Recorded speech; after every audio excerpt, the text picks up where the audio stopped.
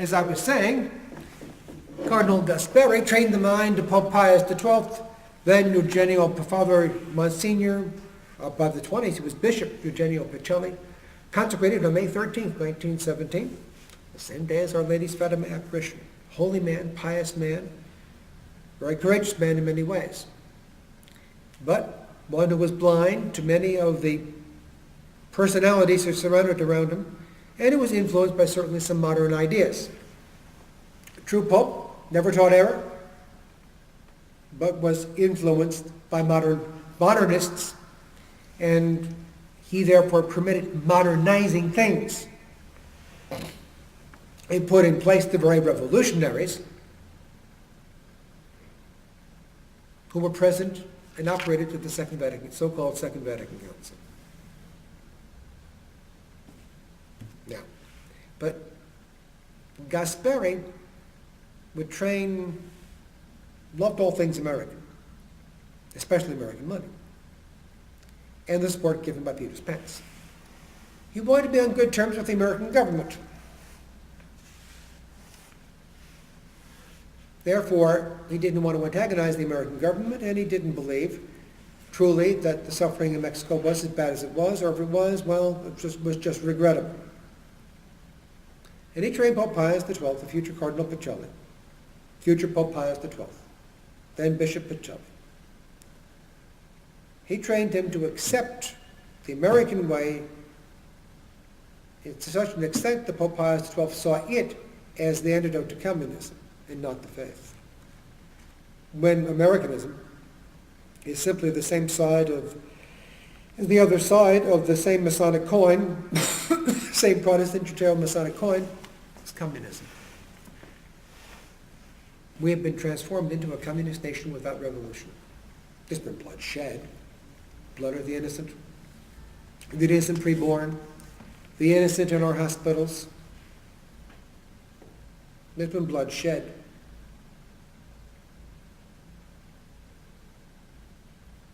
But it's been a quiet revolution. We've been like frogs boiled alive. That's not so bad. Oh, his temperatures are pretty good.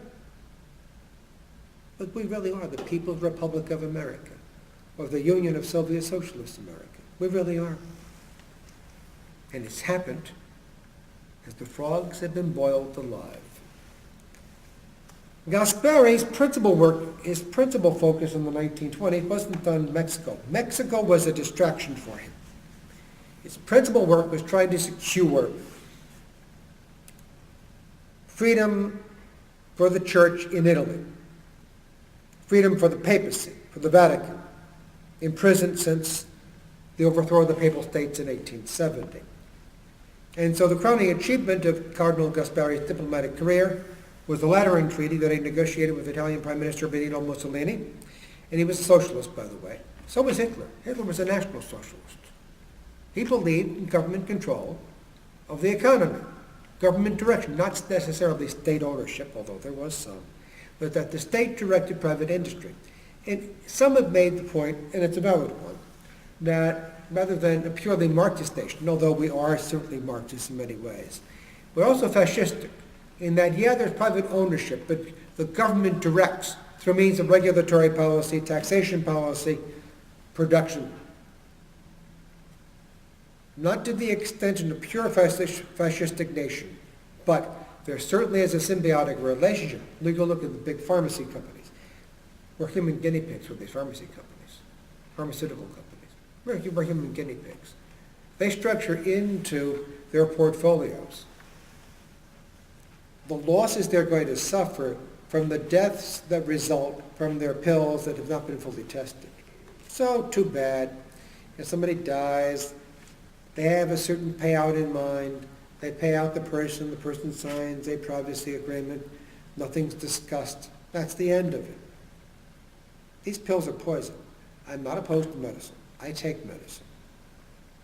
I got to refill my high blood pressure medication today. I forgot.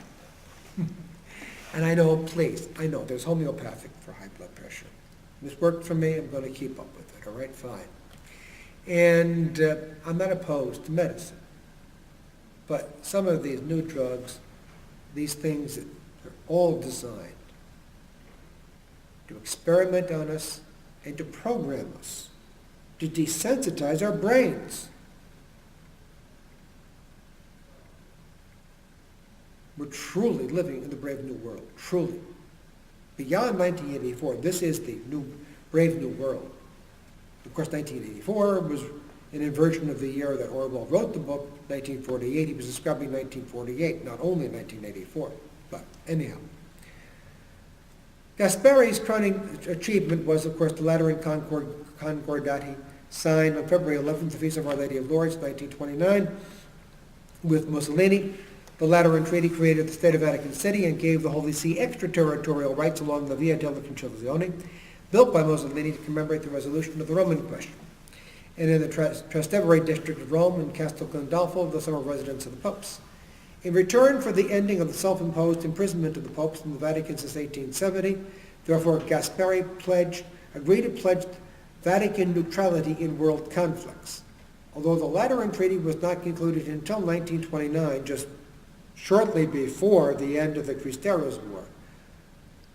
4 months before the agreement that reopened the churches in Mexico and made it possible for Plutarco Elias Calles and his stooges to continue persecution of Catholics in Mexico.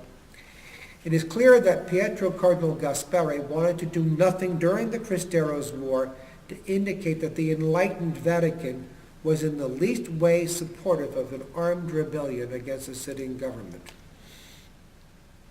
Moreover, as demonstrated in many of my articles in the past, most of the American bishops were not very supportive of the Cristeros, refusing even to provide gasoline money, as I saw, I noted in the last presentation. Cardinal Gasperi appointed, therefore, the papal delegate to the United States to work with Father John J. Burke of the National Catholic Welfare Council, the NCWC, the forerunner which began life as the National Catholic War Council to support the American effort to support American troops in World War I, the Great War, to show Catholic American patriotism for the American cause, as the countries of formerly Catholic Europe were warring against each other in a war of pure nationalism, the last balance of power war of the 19th century, fought in the early 20th century with early 20th century weaponry, machine guns, gas warfare, trench warfare, aerial warfare, all of that. But Gasperi, and of course the NCWC, would later become the National Catholic Welfare Conference, and in 1966 it became the National Catholic Conference, the National Conference of Catholic Bishops, and there were 2 bishops at that time. But the rite of episcopal consecration was changed to make it invalid in 1968 under Annibale Bonini, Paul the Sick. Still a great phrase, Father Paul the Sick. Gave us a good one. It's been popularized. Thank you very kindly. And the NCCB was for the internal policy making of the American bishops, and there was the United States Catholic Conference, with the lobby arm of the American bishops. It's now called the United States Conference of Catholic Bishops. I think it has been since 2001, I believe. It's been called that, and most of them, some are bishops, most of them are not. And so Gasperi appointed a Father John Burke to work with the papal delegate to the United States to find a peaceful solution to the Mexican conflict, and acting in the belief that Dwight Whitney Morrow, the American ambassador to Mexico, was interested in who was more interested in American oil rights, and had permitted himself to be used as a propaganda shield by Calles the day after the assassination of Father Miguel Agustin Pro, on November 23, 1927. This was all based on the belief that Morrow could reason with Calles to ease the provision of Calles law that went into effect in 1926 that essentially outlawed religion in Mexico. In this instance, though, diplomacy helped to keep a murderer and his stooges in power, while the murderer's American enabler, Dwight Morrow, clucked to his wife about the fact that he was responsible for the pealing of the church bells 83 years ago, or nearly 84 years ago now, on June 4 years ago, June 21st, 1929, 83 and a half years ago now. And additionally, Cardinal Gasperi and others in the Vatican were concerned about the fact that the Mexican people were indeed being denied the sacraments for such a long time. This cannot be overlooked. It was an important consideration. Indeed, it would be irresponsible to do so. There were other considerations besides the diplomatic. It is also true, however, that the problem was deeper than simply the 1926 decrees enforced so rigorously by Calles. And Calles and his illegitimate regime was at the proximate root of the problems in Mexico. A little discreet patience on the part of the Vatican might have permitted the Cristeros to do what the vast bulk of Mexicans wanted done: the removal of Plutarco Elias Calles and his band of murderous criminals, once and for all. It doesn't take much hindsight to recognize that one can never negotiate with a mass murderer such as Plutarco Elias Calles and his stooges. And in like manner, ladies and gentlemen, it doesn't take much foresight or intelligence today to recognize Bishop Follet. You don't negotiate with a murderer of souls. Joseph Ratzinger, Benedict XVI.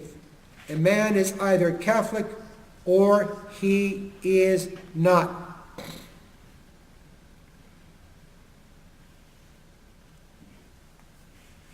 And he is not. But Gasperi just wanted a deal.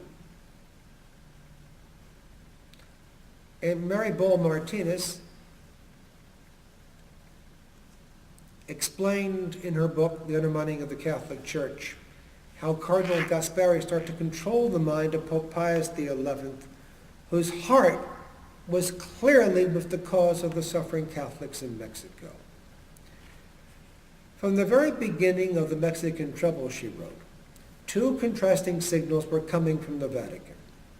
There was the sympathetic, emotional reaction of Pope Pius XI after listening in private audience to the tragic accounts of the bishops of Durango, Leon, and Tamaulipas, where there's Brownsville to the north, and Tamaulipas is where Matamoros is located. My family used to eat at Matamoros. My father and my mother, when they were living in Harlingen, would take me down, or I would drive down with them to Tamaulipas, to Matamoros, right across the Rio Grande River from Brownsville, 25 miles south of Harlingen in the lower Rio Grande Valley. And parents lived there from 1973, September of 73, until my mother died on March 18th of 82. My father lived on that property until after he was married to his second wife on December 19th, 1982, after my mother had died, and who was his widow, now my stepmother, was very good to my father.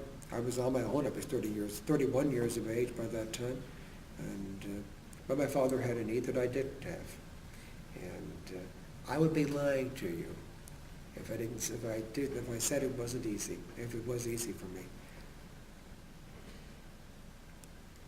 I know in the days of step-parents and step-step-parents and all manner of things, it's common for children to see their parents with somebody who's not their father or their mother. It's difficult for me, I admit it. I didn't cover myself with glory. I was still grieving my mother. My father had different needs. And my father's wife, his second wife, was very good to him spiritually. She saved his soul. He was away from the church for a long time. And they came back through the society, but principally through the Society of St. Pius X. They were ahead of me on the curve on that one.